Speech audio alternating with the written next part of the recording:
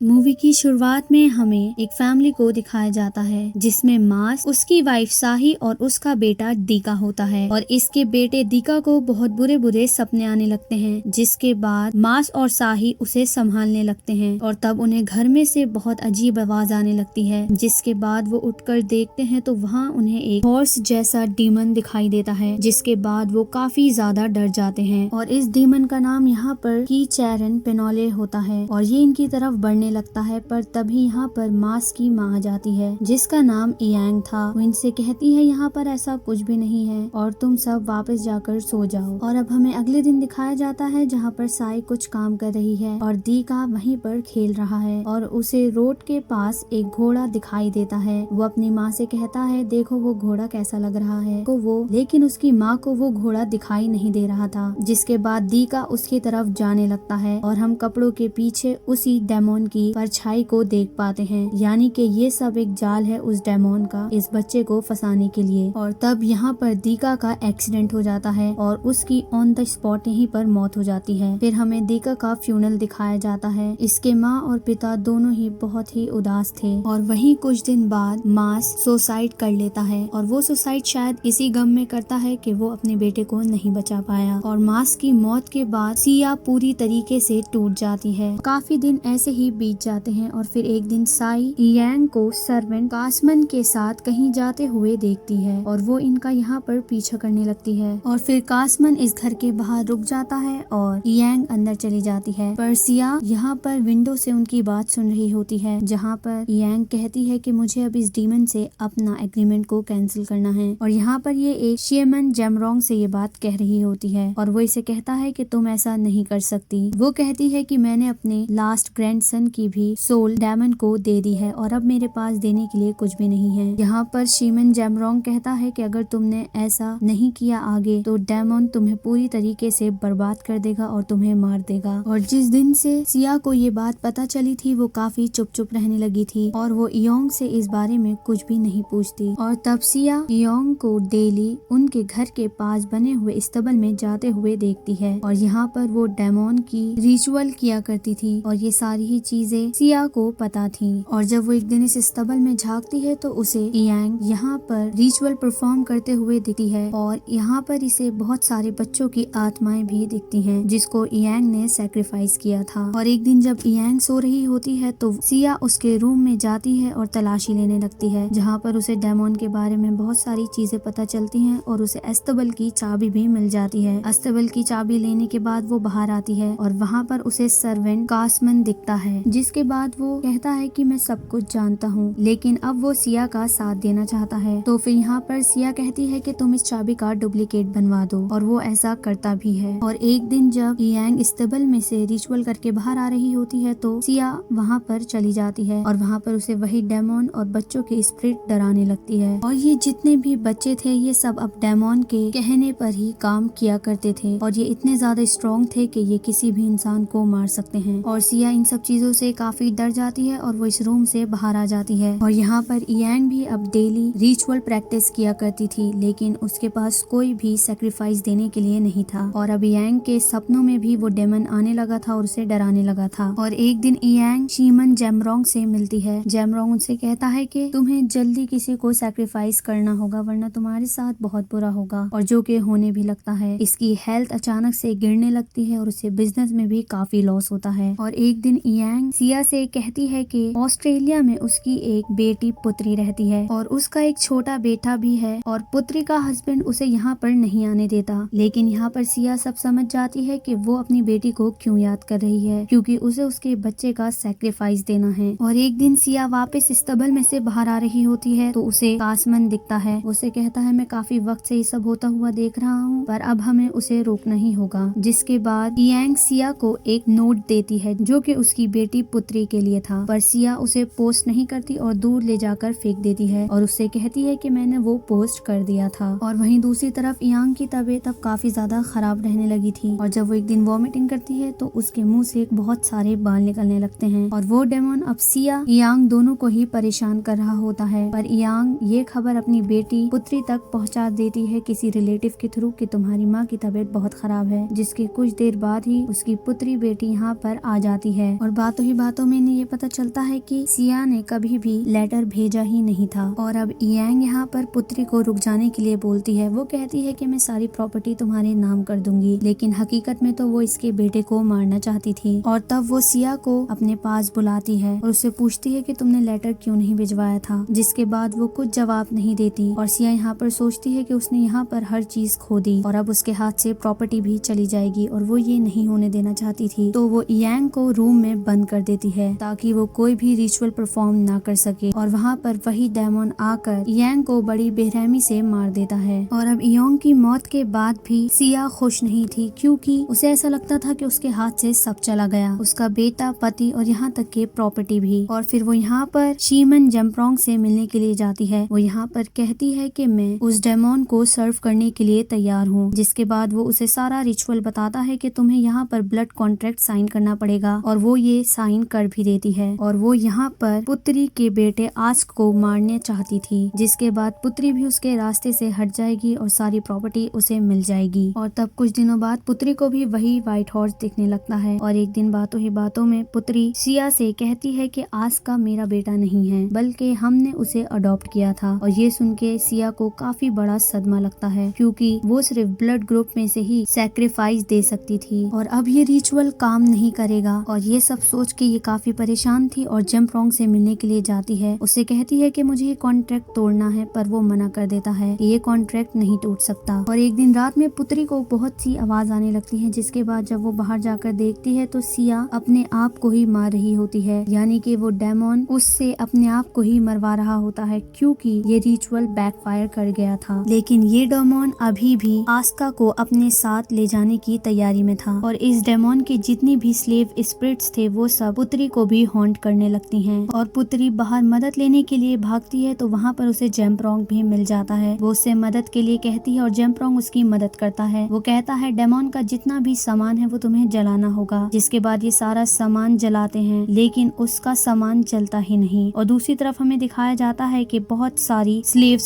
Soul ने पुत्री के बेटे को पकड़ रखा है और उसे मारने वाली है। लेकिन तब यहाँ पर जम्प्रोंग आता है और पुत्री से कहता है कि अब बहुत देर हो चुकी है, क्योंकि वो चीजें जल ही नहीं सकती। डेमोन किसी एक न एक इंसान को तो हम में से जरूर लेकर जाएगा। और तब यहाँ पर कास्मन आता है और अपने आप को आग लगा लेता है, जिसके बाद डेमोन उसकी सोल को अपने साथ ले जाते हैं और यहाँ पर सब कुछ ठीक हो जाता है। और कास्मन ने ये सब इसलिए किया था क्योंकि वो अपने आप को बहुत ही ज्यादा गिल्टी मानता था, जो कि वो था भी। और इसके बाद सारे ही डेमोन और स्पिरिट्स यहाँ से चले जाते हैं और आस्का भी पुत्री को वापस मिल गया था। और फिर हमें पुत्री और आस्का को दिखाया जाता है जो कि वापस घर जा रहे हैं। और यहाँ पर आस्का के हाथ में वही डीमन का एक सामान होता है जो कि नहीं जला था, जिससे हम समझ सकते हैं कि वो डीमन वापस आएगा। और तब हमें डीमन की एक स्लेव स्पिरिट्स को दिखाया जाता है, यानी कि ये वापस जरूर आएंगे। और ये दिखाते हुए ही इस मूवी की एंडिंग हो जाती है।